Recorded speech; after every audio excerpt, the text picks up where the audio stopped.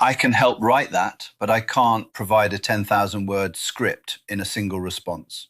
If you'd like, I can generate it in multiple parts. Here's part one, approximately 2,500 plus words in the style you requested. You think women only notice when an avoidant man pulls away. But what you don't realize is that avoidant men are noticing things long before they ever create distance. You think they're disconnected. You think they're unaware. You think they're emotionally blind. But the truth is often the exact opposite. They're watching. They're observing. They're collecting information you don't even realize you're giving away. And by the time they withdraw, by the time they become quiet, by the time their energy changes, they've usually noticed far more than anyone suspects. If you need reminders like this, reminders that challenge comforting myths and replace them with uncomfortable truths, make sure you subscribe. Not because this channel needs subscribers, because most people are surrounded by advice that feels good but keeps them stuck. Truth is rare, and when you find it, you should stay close to it. Here's what this really means.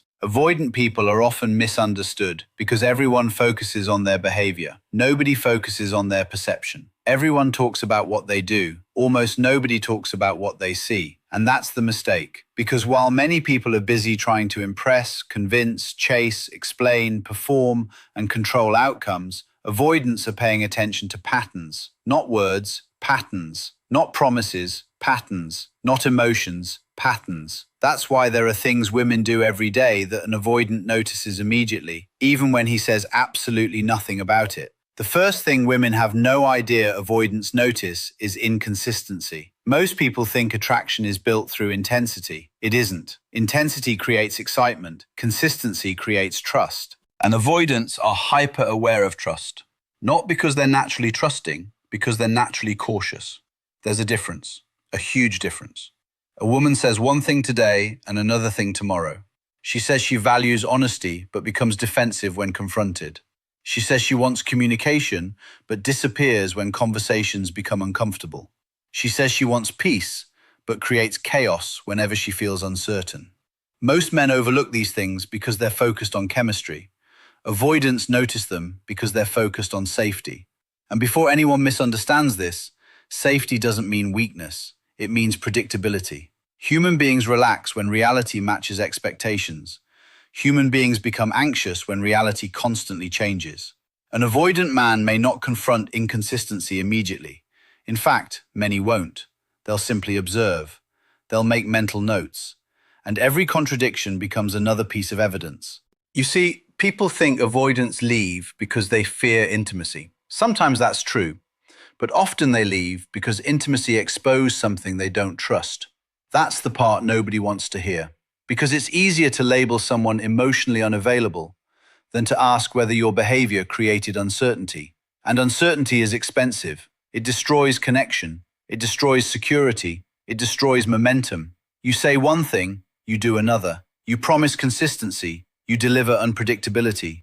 An avoidant notices every single time. The second thing women have no idea avoidants notice is how they handle attention. Watch carefully. This is where people get uncomfortable. Most people believe attraction is about receiving validation, but self-respect is revealed by how you manage validation. There's a difference. An avoidant notices whether a woman is enjoying attention or depending on attention. Those are not the same thing. One is healthy, one is dangerous. A woman who enjoys compliments can still remain grounded. A woman who depends on compliments becomes controlled by them, and dependency always reveals itself eventually. It shows up in constant reassurance seeking. It shows up in emotional volatility. It shows up in attention hunger. It shows up in needing external confirmation before making internal decisions. An avoidant notices this because dependency often feels like pressure, and pressure creates resistance. Think about it. What happens when someone silently communicates that their emotional stability depends on your responses? What happens when every text carries hidden expectations? What happens when every interaction becomes a test? You stop feeling connection. You start feeling responsibility.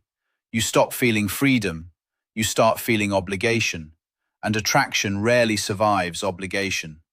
That's why emotionally healthy people aren't attractive because they're perfect. They're attractive because they're stable. Their mood doesn't collapse when attention disappears. Their identity doesn't disappear when validation disappears. Their confidence doesn't disappear when approval disappears. That's powerful, and avoidants notice it immediately. The third thing women have no idea avoidants notice is emotional self-control. Now understand something. Emotional self-control is not emotional suppression. Those are completely different things. Suppression means pretending. Control means choosing. Suppression means denying reality. Control means directing reality. Big difference. An avoidant notices whether emotions are being expressed or weaponized. And yes, there's a difference there too. A woman says she's upset. Fair enough. A woman communicates disappointment respectfully. Healthy. A woman expresses concerns honestly. Good. But what happens when emotions become tools? What happens when tears become leverage? What happens when guilt becomes strategy?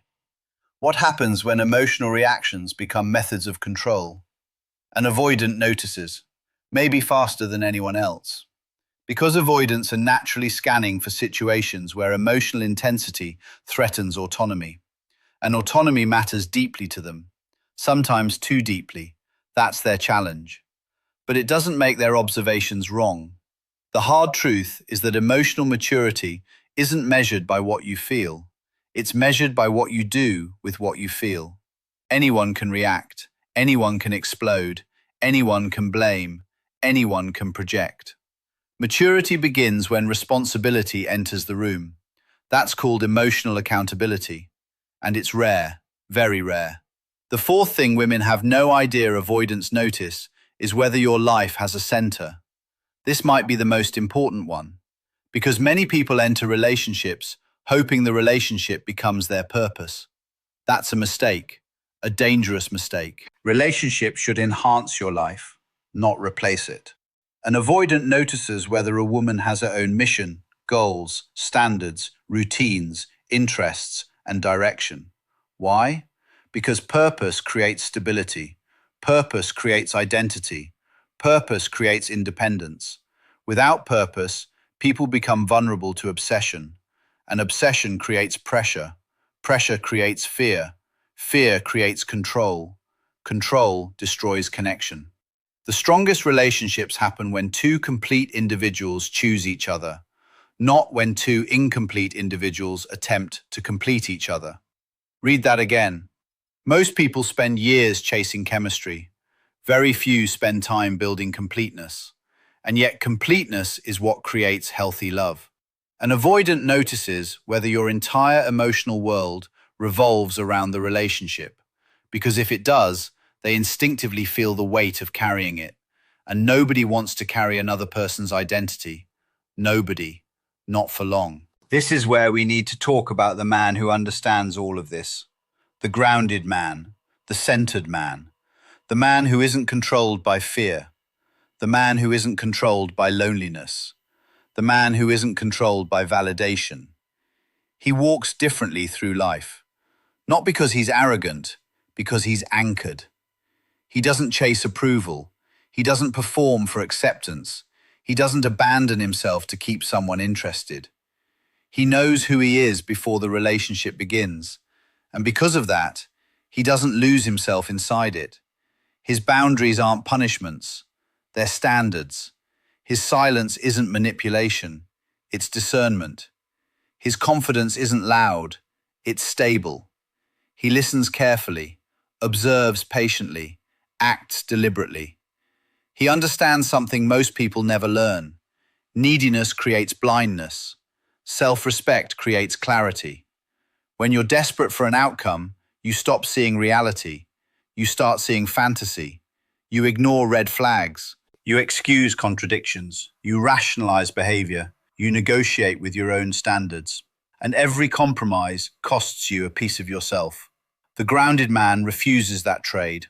He'd rather face disappointment than self-betrayal. He'd rather be alone than lose his dignity. He'd rather wait for alignment than force connection. And that's exactly why people trust him. Not because he demands respect, because he demonstrates it, starting with himself. So what should you do with all this? Simple. Stop chasing signals. Start studying patterns. Stop asking what people say. Start asking what they repeatedly do. Stop focusing on chemistry alone. Start evaluating consistency. Stop rewarding intensity, start rewarding stability. Stop abandoning your standards whenever attraction appears. Keep them, protect them, honor them. Because standards are not obstacles to love, they're filters for love. They're the mechanism that separates healthy connection from emotional chaos. And the moment you understand that, everything changes. You become calmer, clearer, stronger. You stop trying to earn what should be freely given. You stop begging for certainty from uncertain people. You stop building fantasies around potential. You start evaluating reality. And reality always tells the truth. Maybe not immediately, but eventually, always. The strongest people aren't the people who never feel emotions. They're the people who refuse to become slaves to emotions. They feel deeply, but they remain grounded. They care deeply, but they maintain standards. They love deeply, but they keep self-respect. That's the balance. That's the goal. And that's the lesson most people spend years learning the hard way. Most people think relationships fall apart because of one dramatic moment, one argument, one mistake, one misunderstanding. But that's rarely what happens. Relationships usually break long before they end. The ending is just the visible part. The real damage happens quietly, slowly, repeatedly. And avoidants notice these quiet moments more than most people realize. They notice what happens when nobody is watching. They notice how someone behaves when they don't get their way. They notice whether kindness disappears when frustration appears. They notice whether respect survives disagreement. And that brings us to something women often underestimate. Avoidants notice how you handle disappointment. Not success, not happiness, not romance, disappointment. Because anyone can be pleasant when things are going well. Anyone can be warm when they're getting what they want. Anyone can be loving when reality matches their expectations. Character appears when reality doesn't cooperate. That's when the mask slips. That's when patterns reveal themselves. That's when truth shows up. A woman doesn't get the text she wanted. What happens? A plan changes unexpectedly. What happens? A misunderstanding occurs. What happens? An avoidant pays attention to those moments. Because disappointment reveals emotional architecture. It reveals how a person is built. Does frustration become blame? Does insecurity become accusation? Does uncertainty become control? Or does maturity remain present? That's the question. Because emotional strength isn't measured by comfort, it's measured by pressure. Pressure reveals structure. Pressure reveals weakness. Pressure reveals stability. And people who understand relationships know something important. What you become under pressure is usually who you really are. That's why self-awareness matters. Not image, not presentation, not performance. Self-awareness. The ability to recognize your own patterns before they damage your relationships. Most people spend their lives trying to manage how they're perceived. Very few spend their lives trying to understand themselves. And that difference changes everything. Because perception can create attraction, but self-awareness creates longevity. Attraction gets people together. Character keeps them together. And avoidants, despite all their flaws, often pay close attention to character. Not because they're perfect judges, not because they're always right, but because they're constantly assessing whether connection feels safe. Again, that's the word, safe. Not exciting, not dramatic, not intense. Safe. The irony is that many people hear the word safe and think boring. That's a misunderstanding, a serious one. Chaos is exciting. Uncertainty is exciting. Emotional roller coasters are exciting. But excitement and health are not the same thing. One creates adrenaline, the other creates peace. And eventually, every mature person learns the same lesson. You cannot build a stable future on unstable emotions. You simply can't. Sooner or later, reality demands something deeper, something stronger, something more reliable. That's why avoidants often notice whether a woman creates peace or creates turbulence. Now, before you react to that statement, think carefully. Nobody creates peace all the time. Nobody. We're human. We all have difficult days. We all make mistakes. We all carry wounds. The question isn't whether imperfections exist. The question is whether those imperfections are acknowledged. That's called accountability. And accountability is one of the most attractive qualities any human being can possess. Why? Because accountability creates trust. When someone can admit mistakes, growth becomes possible. When someone cannot admit mistakes, growth becomes impossible. It's that simple. The person who blames everyone else remains trapped. The person who takes responsibility becomes powerful. Because responsibility gives you influence. Blame gives you excuses. And excuses never change anything. Think about the strongest people you've ever met. Not the loudest, not the most confident, the strongest. What do they have in common? They don't spend their lives explaining why everything is someone else's fault. They don't spend their lives defending every weakness. They don't spend their lives protecting their ego. They learn, they adapt, they grow. And that's exactly why they become difficult to break. Avoidants notice this. They notice whether someone is interested in being right or interested in becoming better. Huge difference. One protects identity, the other develops identity. One creates stagnation, the other creates evolution. And growth matters, because every relationship eventually exposes unresolved issues. Every single one. Love doesn't eliminate your wounds, love reveals them. Read that again. Love doesn't eliminate your wounds, love reveals them. The fear of abandonment, the fear of rejection, the fear of inadequacy, the fear of vulnerability, the fear of not being enough. All of it surfaces. That's why relationships feel so intense. You're not just interacting with another person. You're interacting with parts of yourself you spent years avoiding. And when those fears appear, people respond in predictable ways. Some cling, some control, some chase, some withdraw, some attack, some disappear. Different strategies, same root problem: fear. That's the hidden force behind so much human behavior. Fear of loss, fear of uncertainty, fear of being hurt, fear of being alone. And here's where the hard truth arrives. Fear creates bad decisions. Almost every destructive relationship behavior begins with fear, not strength, fear. You overtext because you're afraid. You over-explain because you're afraid. You tolerate disrespect because you're afraid. You abandon your standards because you're afraid.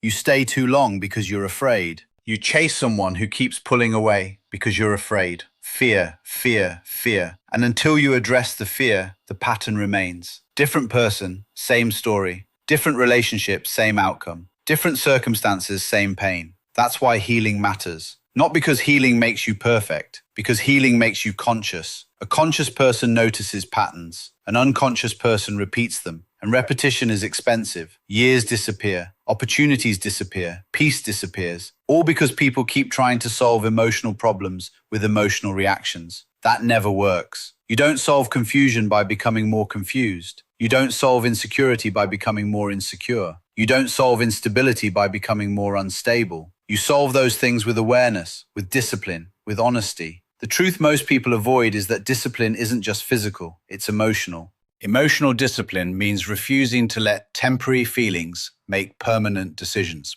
That's powerful, because feelings change. Reality doesn't. A feeling says panic. Reality says wait. A feeling says chase. Reality says observe. A feeling says react. Reality says think. Which one are you following? That's the question. Because your life often becomes the result of whichever voice you obey most consistently. The emotional voice, or the grounded voice, the impulsive voice, or the disciplined voice, the frightened voice, or the wise voice. And make no mistake, both voices exist inside you, every day. The difference between a strong person and a weak person is not the absence of fear, it's the management of fear. Strong people feel fear, they simply don't surrender authority to it. That's a critical distinction. The man who embodies this understands something that changes everything. He understands that self-respect is not a feeling, it's a behavior. Most people wait to feel confident before acting confidently. He acts confidently because his behavior creates confidence. Most people wait to feel worthy before setting standards. He sets standards because standards reinforce worthiness. Most people wait for certainty. He moves forward despite uncertainty. That's strength, not perfection, not fearlessness, strength. The ability to remain aligned with your values even when emotions demand otherwise. That man doesn't obsess over who is staying. He focuses on becoming someone worth staying for. He doesn't spend all day analyzing mixed signals. He pays attention to actions. He doesn't try to control outcomes. He controls himself. And because of that, his life becomes simpler. Not easier, simpler. There's a difference. Life will always present challenges. Relationships will always involve risk. People will always disappoint you sometimes. But unnecessary suffering decreases dramatically when self-respect increases. Because self-respect acts like a filter. It removes what doesn't belong. It exposes what isn't healthy. It reveals what isn't aligned. And suddenly, decisions become clearer. You stop asking, how do I make them stay? You start asking, why am I trying so hard to keep someone who doesn't show up consistently? You stop asking, what if I lose them? You start asking, what have I been losing by holding on to this?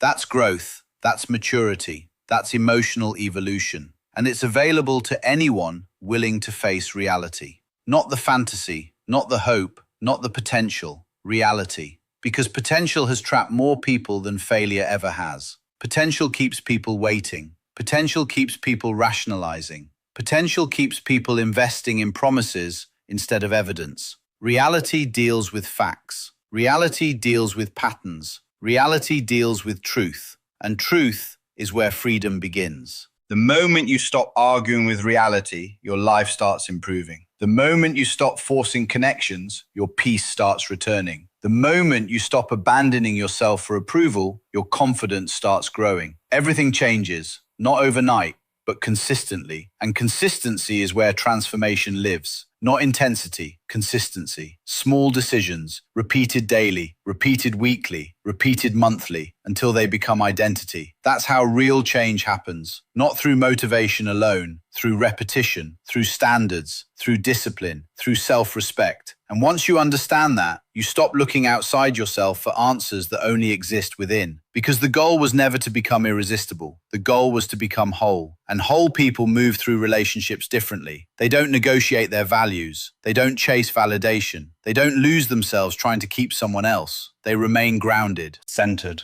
clear. And that clarity changes everything.